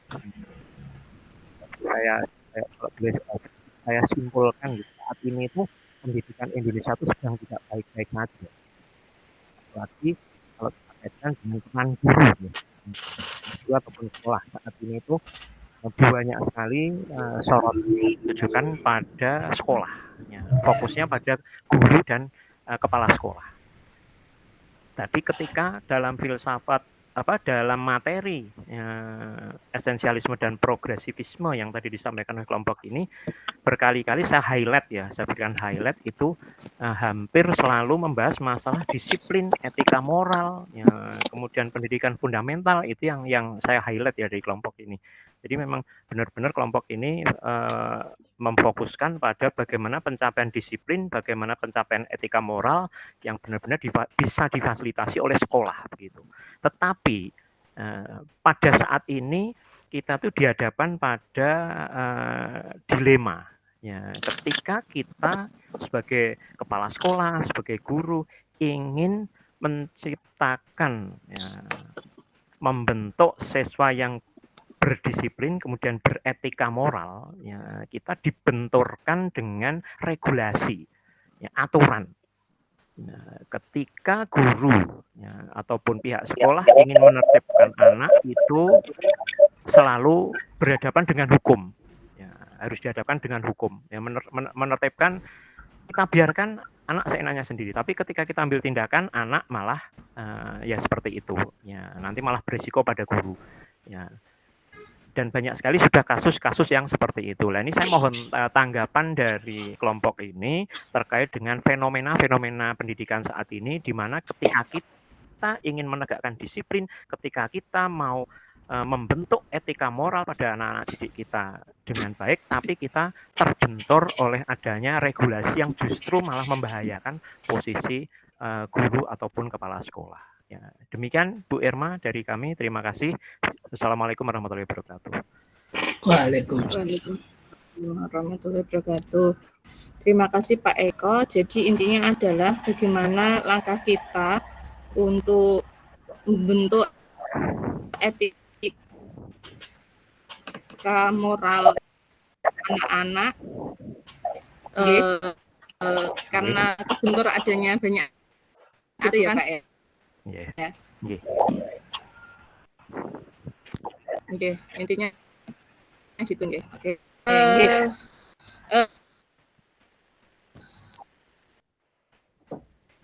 Simpan sinyalnya Bu Irma. Untuk yang kedua silakan Pak Ananda Fian oleh Presiden. Nggih, Bu Irma, matur nuwun untuk kelompok 6. Saya menyambung dengan pertanyaannya Pak Eko tadi mengenai pendidikan di Indonesia ini memang masih baik-baik saja dengan adanya fenomena-fenomena yang sudah beredar begitu. Nah, terus mengenai mengingat filosofi yang sudah dipaparkan sama Bu Jois tadi mengenai filosofi esensialisme, itu kan menekankan disiplin, nilai dasar, dan penguasaan materi inti. Terus tadi studi kasusnya sepertinya itu di sekolahnya Bu Irma nggih, di SMA 1 Rembang. Saya mau tanya Bu Irma, bagaimana menurut pandangannya Bu Irma terhadap penerapan di sekolah menengah atas yang saat ini tuh cenderung fleksibel? dan kreatif menurut kurikulum Merdeka melalui deep learning ini, Bu. Matur nuwun, Bu. Matur nuwun. Oke. Oke, terima kasih Pak Anan. Untuk pertanyaan yang ketiga, Bu Anissa. Bu Anissa Kumala. Nggih, monggo Bu Anissa. Nggih, matur nuwun Bu Irma dan kelompok 6. Izin bertanya nggih, tadi dijelaskan oleh kelompok 6 bahwa peran guru dalam esensialisme itu sebagai otoritas. Yang ini saya tanyakan, bagaimana memastikan otoritas yang guru lakukan itu tidak semena-mena atau menyalahgunakan kekuasaan? Mboten mawon Bu Irma, matur suwun. Nggih, terima kasih Bu Anissa. Jadi sudah ada 3 pertanyaan. Untuk pertanyaan yang pertama, mungkin mau dijawab sama, silakan Bu Jois atau Bu Siti. Sudah ditampung semua dulu, Bu. Oh gitu. Biar lebih tepat. Oh iya Bapak. Monggo ya, kalian bisa. Berarti pertanyaan dulu semua nggih Pak? Bu Maya berarti. Nggih. Silakan Bu Nurul. Bu Nurul. Lolita. Nggih, baik. Baik, terima kasih kesempatannya kelompok 6. Tadi pemaparannya luar biasa, banyak sekali, komplit. Pokoknya kita belajar bersama ini. Jadi tahu semua nggih. Terima kasih kelompok 6, Bu Irma, Bu Joyce, dan Bu Siti. Ini saya masih menyambung pertanyaan dari Pak Fian dan Pak Eko, Bu. Tadi kan ada beberapa poin yang saya lihat, saya garis bawahi. Ini menyambung juga dari beliau berdua ini. Yang ingin saya tanyakan itu, peran guru dan orang tua itu bagaimana untuk memastikan bahwa penggunaan teknologi di SMA tidak mengurangi nilai-nilai esensialisme. Nah, dan jika nilai esensialisme itu tidak terlaksana, seperti disiplin dan tanggung jawab, itu strateginya bagaimana, Bu? Terima kasih, itu saja pertanyaan dari saya. Terima kasih kelompok. Nggih, terima kasih untuk Bu Nurul. Selanjutnya saya. Baik, izin bertanya Ibu. Saya mau bertanya tentang nilai aksiologis apa yang dapat menjadikan praktek sebagai manajemen di sekolah. Saya mau bertanya itu saja Ibu, karena saya belum ada pengalaman di bidang sekolahnya, seperti itu.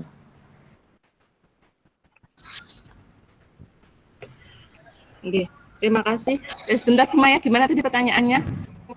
Pertanyaannya, nilai aksiologis seperti apa yang dapat menjadi sebuah praktek di manajemen pendidikan di sekolah Ibu? Aksiologisnya ya? Iya, nilai aksiologis itu seperti apa yang dapat dipraktekkan di sekolah seperti itu.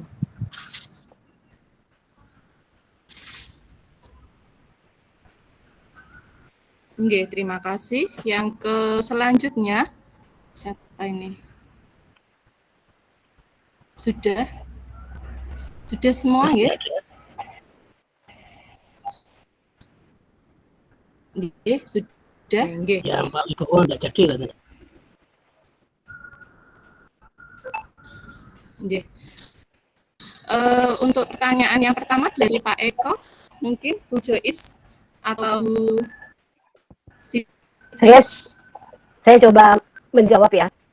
Jadi mungkin ini rangkuman pertanyaan Pak Eko, Pak Fian, paling enggak tadi kan ditanya pendidikan kita itu sedang tidak baik-baik saja. Ya. Kita tidak menutup mata, tidak menutup telinga, banyak peristiwa yang terjadi yang sebagian besar itu ujung-ujungnya yang korban gurunya lah ya. Dipolisikan lah. Mungkin ada yang sampai masuk sidang kah gitu ya. Ya, akhir-akhir ini seperti itu. Kalau di tempat kami Pak, disiplin itu memang jadi nilai utama ya, disiplin. Contohnya, salah satu praktek disiplin di tempat kami ya, saya kasih contoh dulu. Anak-anak kalau tidak memakai dasi di hari Senin dan Selasa, itu ada dua pilihan. Pilihan pertama, mereka pakai tari rafia. Pilihan kedua, mereka beli atau telepon orang tua untuk menghantar dasi. Itu dua pilihan. Dan apakah itu berjalan? Berjalan. Tidak ada yang protes. Kenapa itu bisa terjadi begitu? Karena aturan kita, aturan main, tata tertib kita dengan konsekuensi-konsekuensinya di saat dilanggar, itu kita sampaikan dalam rapat pertemuan orang tua murid di awal tahun. Kita jelaskan detail, maksudnya apa, tujuannya apa, manfaatnya apa. Dengan pilihan-pilihan yang bisa dipilih. Kalau pas tidak memakai dasi. Begitu juga dengan guru-guru. Kita Senin Selasa, seragamnya guru itu juga ada, kalau bapak-bapak itu pakai dasi. Ibu-ibu itu pakai kayak apa ya, hiasan. Ya dasi tapi diikat jadi modis, jadi cantik gitu. Nah itu juga harus pakai. Itu satu. Jadi cara kita mendisiplinkan supaya itu berjalan lancar, baik, tidak ada masalah di belakang, itu kita sampaikan dulu ke orang tua. Aturan main kita seperti ini. Kalau ini tidak dilakukan, konsekuensinya ini. Maksudnya ini, tujuannya ini. Gitu. Kita sampaikan semuanya. Itu contoh satu. Contoh dua, yang pernah juga saya sampaikan di saat kita presentasi. Masalah datang tepat waktu, tidak terlambat. Itu berlaku untuk siswa dan juga berlaku untuk guru. Dan itu juga kita sampaikan ke orang tua. Kalau anak terlambat, itu berarti di jam pertama dia tidak masuk. Dia harus duduk di depan ruang guru untuk mendengarkan kegiatan pagi kita. Ada doa, lalu ada menyanyikan lagu Indonesia Raya dan bla bla bla bla gitu. Nah, guru juga sama. Kalau dia terlambat, dia juga duduk di depan ruang guru. Menunggu saya dan guru-guru yang lagi aktivitas doa pagi dan briefing. Jadi guru-guru datang di sekolah jam 6.45. Lebih dari itu berarti dikatakan terlambat. Dia tidak boleh masuk. Nanti boleh masuk di ruang guru kalau kami sudah selesai doa. Lalu dia minta maaf, saya terlambat seperti itu. Itu untuk guru. Nah, untuk siswa juga sama. Dan kita, puji Tuhan, kita belum pernah ada masalah protes dari orang tua atau dibuilikah dengan praktek-praktek disiplin seperti itu. Nah, caranya ya kita sosialisasikan. Gitu. Secara jelas, terang, ada tujuannya, ada maksudnya. Kita untuk tujuannya mereka biar mereka tanggung jawab. Betul kan Bapak Ibu? Ke sekolah bawa ini, bawa itu, sudah dipersiapkan, itu kan tujuannya melatih tanggung jawab. Melatih tanggung jawab, melatih disiplin. Itu kira-kira mungkin nyambung, ya tidak mudah sih ya, tidak mudah. Tetapi itu yang kami lakukan di sekolah. Disosialisasikan secara terbuka, terang-terangan, detail. Dari poin satu ke poin satu. Secara detail. Dan saya yakin orang tua juga bisa memahami dan mengikuti aturan kita. Begitu kira-kira jawaban pertama saya. Nyambung dari Pak Eko ke Pak Fian. Kira-kira begitu atau ada perlu diskusi lagi? Pak Eko?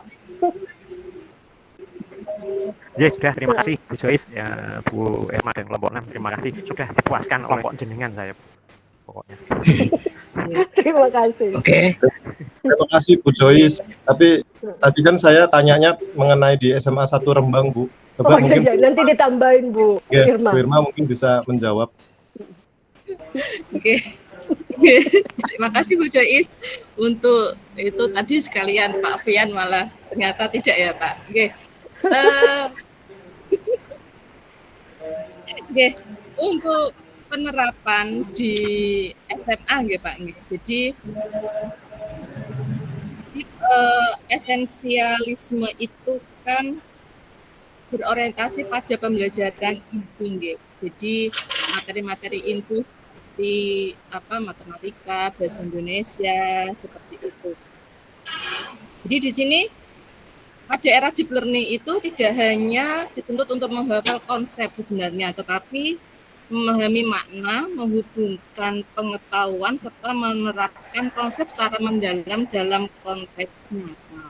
Nah, penerapan yang ada di SMA 1 Rembang itu kami terutama ketika ini kemarin mau TKA, memang kami melaksanakan ada jam tambahan.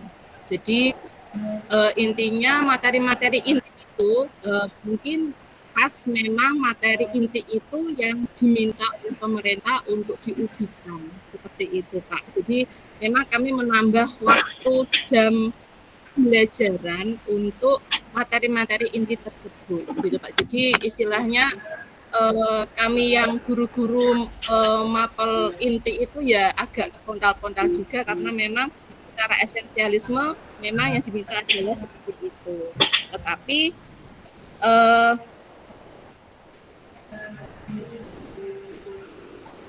kita juga menerapkan nilai-nilai kedisiplinan juga. Jadi ketika kita meminta anak itu untuk jam tambahan, kita beri kayak target gitu Pak. Misal saya sendiri ketika memberikan jam tambahan itu biar mereka lebih disiplin gitu, saya buat ketika satu kali pembelajaran harus minimal satu soal itu 2 menit harus bisa terselesaikan. Karena memang dalam konteks kemarin ketika ujian TKA itu memang permasalahannya adalah satu soal itu maksimal 2 menit, di mana soal-soalnya itu adalah soal-soal yang berkaitan dengan soal cerita.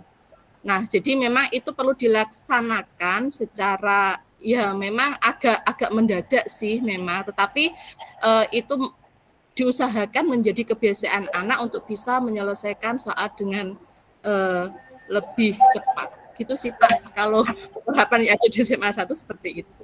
Ngaten. Oke, Bu Irma, matur nuwun Bu Irma. Terima kasih Pak Fian. Untuk soal yang pertanyaan yang ketiga dari Bu Anissa, mungkin Bu Siti atau Bu Jois.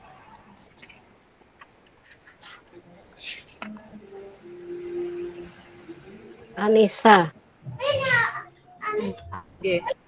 Mbak Anissa tadi pertanyaannya tentang peran guru ya Bu ya? Peran guru. Tadi kan peran guru disampaikan di esensialisme bahwa ada otoriter guru. Itu bagaimana memastikan guru yang otoriter itu tidak semena-mena, tidak menyalahkan kekuasaan itu. Oh, Saya komentar sedikit ya. Lalu mungkin Bu Siti menambah ya. Bagaimana kita supaya guru tidak semena-mena begitu ya kira-kira ya. Ya pembinaan Bu. Saya kan kepala sekolah ya. Setiap hari kita ada jam briefing. Jam briefing di mana kesempatan saya itu memberikan pengumuman atau pembinaan. Misalnya ada peristiwa di tempat lain, ada terjadi peristiwa guru dan anak, itu saya singgung di ruang guru. Harapannya supaya ini tidak terjadi. Nah, kalau memang nanti terjadi, kita ada aturan yayasannya. Jadi nanti ada SP1, kalau memang terjadi. Lalu SP2, malah saya pernah memperpustakakan jadi guru setahun tidak mengajar. Berarti dia itu tidak mendapat sertifikasi. Karena dia tidak mengajar. Masih dapat gaji dari yayasan. Normal. Tidak saya potong. Tetapi sertifikasi tidak bisa. Karena ada terjadi sesuatu, sudah diperingatkan, saya sudah panggil, sudah bina, sudah kasih SP, masih terjadi. Ya, akhirnya hukumannya yaitu setahun dia tidak mengajar. Saya kantorkan dia di perpustakaan. Setelah setahun, sebelum setahun saya evaluasi.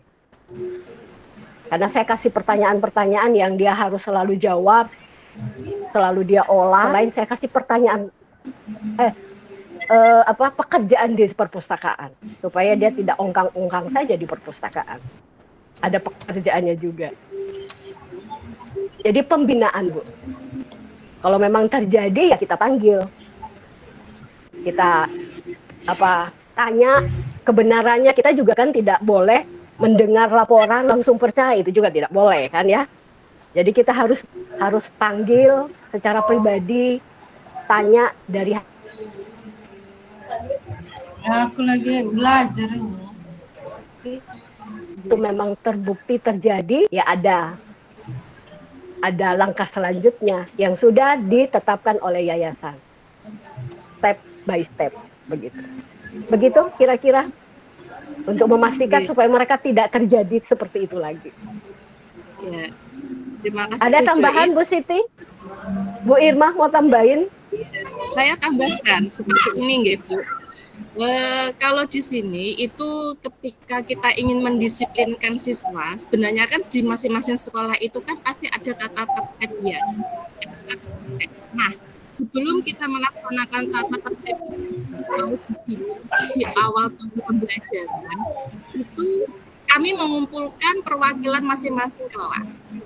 Jadi kita jadi ibaratnya namanya tidak tata tertib tetapi kesepakatan. Jadi kami dari pihak kesiswaan itu sudah ada draft tentang tata tertib di mana itu nanti kita sampaikan ke forum perwakilan antar kelas. Nah, di situ kita sepakati, misal ketika anak pelanggaran ini punishment-nya seperti ini, itu mereka yang menyepakati. Maka dari itu ketika nanti mereka melanggar itu kita bisa ibaratnya menyesuaikan dengan yang sudah kita sepakati. Jadi ibaratnya tidak kesan bahwa guru itu menjadi guru yang diktator. Nah, sendiri di bagian kesiswaan memang ya bagian suka ibaratnya kayak anak rambutnya gondrong, pasti saya langsung ibaratnya bilang kamu potong dan sebagainya, ingin kesempatannya bagaimana. Kalau saya bukan guru, Bu, jadi biar kita tidak terkesan kita guru yang diktator, Bu, seperti itu. Ini tambahan dari saya lah untuk Bu Anissa. Gimana Bu Anissa? Oke. Matur suwun, Bu. Nggih. Untuk pertanyaan yang keempat dari Bu Nurulita, bagaimana peran guru dan orang tua untuk menanggulangi strategi esensialisme jika tidak terlaksana ngaten nggih Bu nggih. Nggih. Jadi kalau peran guru Bu Joyce izin menjawab nggih. Peran guru kalau di sini itu jika itu tidak terlaksana dengan baik, nggih. Memang kalau kami guru ya kami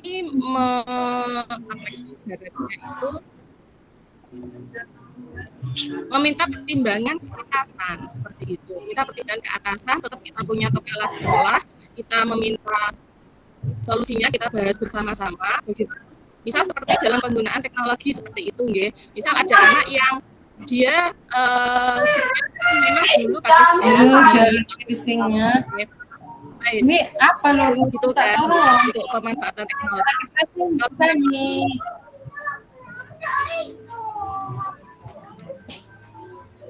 Maaf Bu, saya kok kurang dengar Bu. Nggih. Nggih, suara saya terdengar Bu Nurul. Nggih, terdengar Bu. Sudah? Tadi ada suara lain Bu. Nggih, saya ulang nggih, Bu. Jadi peran guru berarti kami sebagai guru melaporkan dulu ke pihak atasan ketika ada masalah seperti itu, lalu kita mencari solusi bersama, misal ketika ada anak yang tidak mengikuti aturan yang ada seperti itu, bagaimanakah solusinya. Nah, untuk peran orang tua itu berarti kita juga harus berkoordinasi dengan wali kelas. Di sini kami di setiap kelas itu ada namanya grup parenting. Jadi ketika ada masalah apapun, informasi apapun yang ada di sekolah, maka akan kami sampaikan ke grup parenting di masing-masing kelas tersebut. Jadi ketika memang ada anak yang tidak sesuai dengan aturan seperti itu, nanti kita koordinasikan dulu dengan guru, wali kelas. Kalau wali kelas memang tidak mengatasi, biasanya kita naikkan ke BK seperti itu.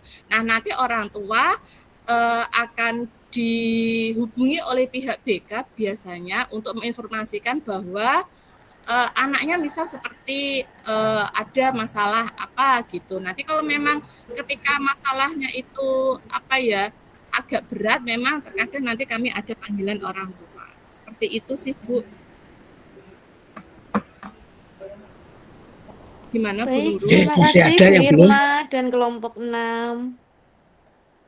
Oke, J. Untuk pertanyaan yang terakhir dari Bu Maya, bagaimanakah untuk nilai aksiologis yang diterapkan di sekolah Ngaten?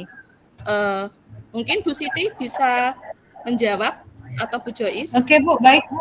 Ya, saya akan berusaha menjawab ya, Bu. Jadi di sini saya akan menjelaskan sedikit ya tentang nilai-nilai aksiologis ya di sekolah. Yang pertama adalah etika dan moral ya. Dari makalah tadi kita telah mendengar bahwasanya sekolah SMA 1 Rembang itu mementingkan etika dan moral, dan itu adalah nilai aksiologisnya ya. Etika dan moral tindakannya seperti kejujuran, tanggung jawab, empati, kepedulian ya.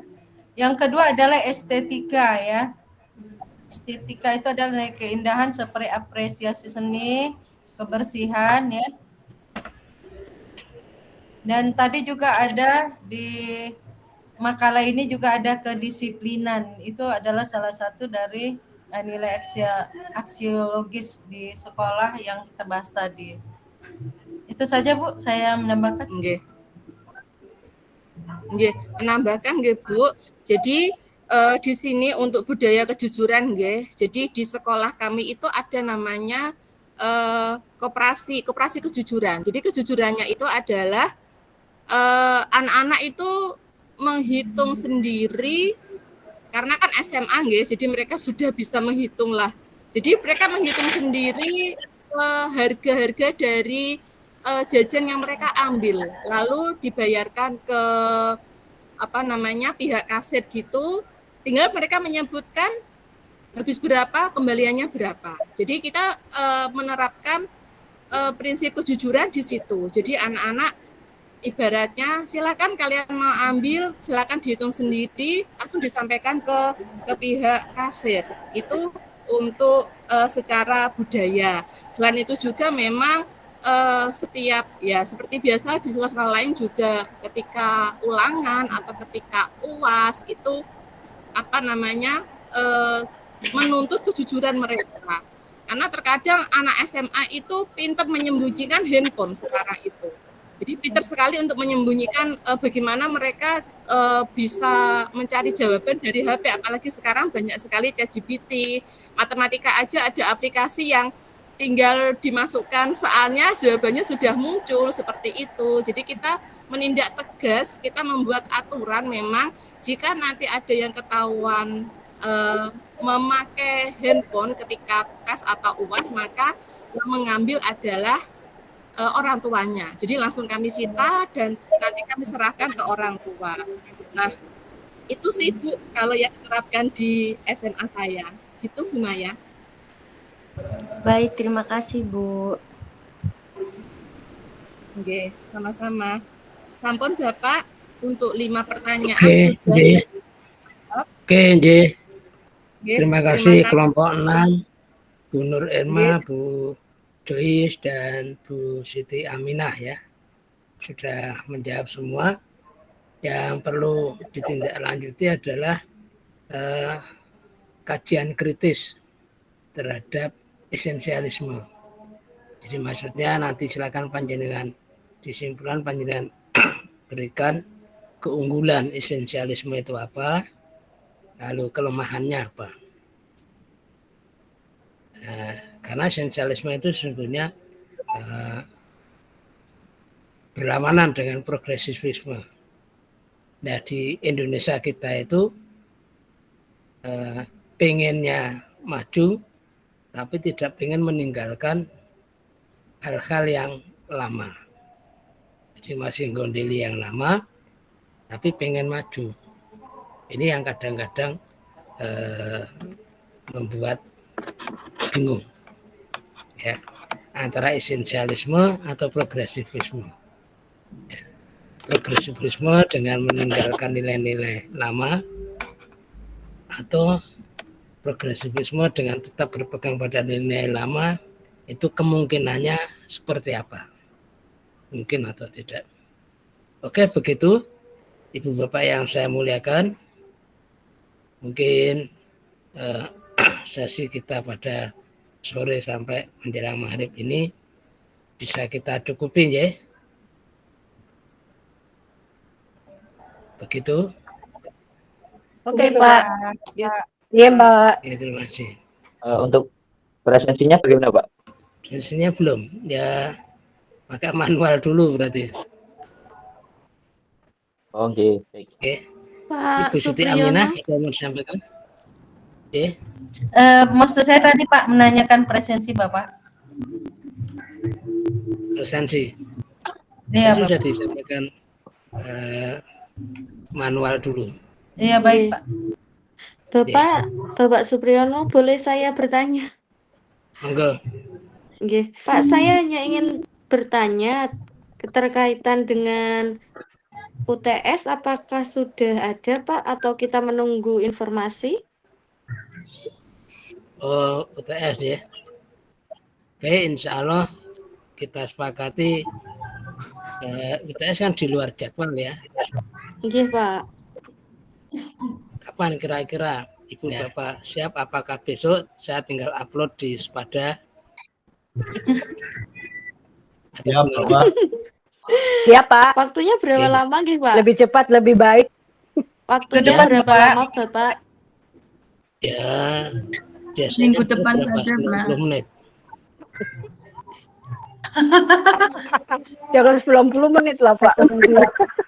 Masih banyak tugas. Begitu, insya Allah. Depan ya, Pak. Nanti Pak Konten, Pak Yudi ya saya UTS jadi dilaksanakan besok misalnya. Mulai Oke, siap, Pak. berapa diupload kapan itu ya. Begitu Nggih, ya. nggih, Pak. Siap. Jadi kalau sudah siap, Siap, Pak. sudah diberi info nanti kita main dengan Sepada. Baik, Pak. Oke, Baik, ya. Pak. Oke. Terima kasih, Pak. Sama-sama, terima kasih. Selamat beristirahat dan melanjutkan aktivitas yang berikutnya. Baik, Pak. Terima kasih Pak Supriyono. Iya, Pak. Terima kasih teman-teman Terima semua. kasih. Terima kasih, Bapak. Terima kasih. Turun, Bapak. Sami-sami.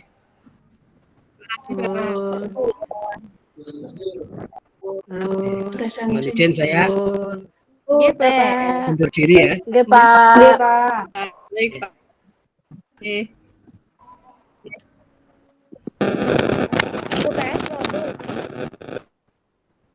UTS gimana UTS? Mantap. UTS-nya minggu Besok depan. apa minggu depan? Minggu depan. Minggu depan katanya. 10 menit waktunya. UTS 10 menit ya. Gimana? Besok, Bu, besok masih ada saya dudet yang lain. Bu, seriusan. Pak Dwi serius Pak. UTS enggak tadi? Enggak, minggu Belum. depan. Pak Komping. Nunggu info Semua Pak informasi Komping, kan Bu dari Pak Mister. Komping. kita terpusat di satu. Sabar ya Bu Ibu. Yang penting absennya ini Pak Komting, kalau absennya Iya. manual ya kita manualkan aja kan gitu. Ya ini gimana Mau- maksudnya manualnya Pak? Mau di foto apa ke Piben ke? Kayak kemarin itu loh di Ya aja Kayak- kayak kue Bu Kayak Joyce. kue lah Bu. Foto. Foto ya kita foto. On cam. Bu Nurul foto. Bapak Ibu kita foto. Ya, udah pada keluar semua, on udah pada cam. keluar semua. Satu, dua, Ada beberapa yang sudah keluar. tiga. Yo Pak Fian juga apa namanya? Foto. Foto. Ya, foto wis petang deh. SS. Yo, coba Screenshot. 1, 2. 1, 2, 3. On Tiga. cam, ayo Bapak Ibu. Oke, sip. Gak kroso. Di sini sudah. Ya Allah. Saya sendiri di sekolah. Sudah saya SS. Pak Dewi malah ketemu. Maaf dah maghrib nggih, saya tak izin live karena Nggih. saya maghrib. Waktunya di Pak Pak Fian. Eko, doakan kita semua Pak. Sukses semuanya pokoknya, sehat semuanya. Biar lulusnya bareng. Ya. Selaras. Lulus bareng. Ya, lulus bareng. Lulus bareng. Tanggal 29 kita ketemu. Ya, tanggal 29 kita ketemu. Tanggal Oke. Ngopi. Ngopi. Pak Ngopi, Lili tuh ngopi. mimpin doa Oke, nggak ngopi. diakhiri doanya yuk. Ya, ya sudah. Pak Lili, mana Sudah Pak Lili? sendiri. Oh tadi dibuka kok nggak ditutup. Dibuka kan. Iya, Oke, kita tutup teman-teman. Maghrib dulu. Kita akhiri kuliah hari ini. Assalamualaikum warahmatullahi wabarakatuh. Waalaikumsalam. Merdeka. Mari kita jadi makmumnya Bu. Merdeka. Merdeka. Merdeka. Bu Nurima. Dulu.